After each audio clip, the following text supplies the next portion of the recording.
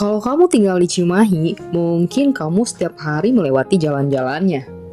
Tapi pernah nggak sih kamu bertanya, kenapa kota ini namanya Cimahi? Apa sebenarnya arti kata Cimahi ya? Ayo kita bahas. Nama Cimahi berasal dari bahasa Sunda. Kata Ci dalam bahasa Sunda sering kita temukan pada nama-nama tempat di Jawa Barat.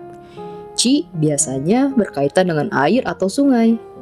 Contohnya Citarum, Cikapundung, Cimanuk, dan masih banyak lagi. Nah, bagaimana dengan kata Mahi?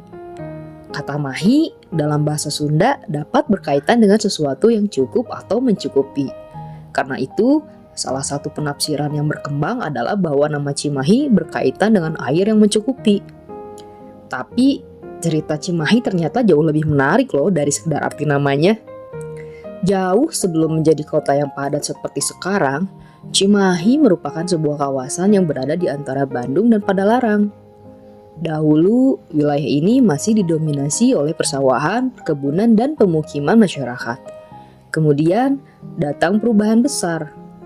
Pada masa pemerintahan kolonial Belanda, Cimahi mulai berkembang sebagai kawasan yang memiliki nilai strategis. Salah satu alasan adalah letaknya yang berada di antara Bandung dan wilayah barat Jawa Barat. Cimahi kemudian berkembang menjadi kawasan militer. Berbagai fasilitas militer dibangun. Tentara ditempatkan di kawasan ini. Dan perlahan aktivitas masyarakat juga semakin ramai. Karena perkembangan tersebut, Cimahi yang awalnya merupakan sebuah kawasan kecil mulai berubah menjadi wilayah perkotaan. Bahkan sampai sekarang, jejak sejarah militernya masih sangat terasa. Banyak fasilitas dan kompleks militer yang menjadi bagian dari identitas Cimahi. Namun, perjalanan Cimahi belum berhenti sampai di sana. Setelah melalui berbagai perkembangan pemerintahan, akhirnya pada 21 Juni 2001, Cimahi resmi menjadi kota otonom. Dan sejak saat itu, Cimahi berdiri sebagai kota sendiri.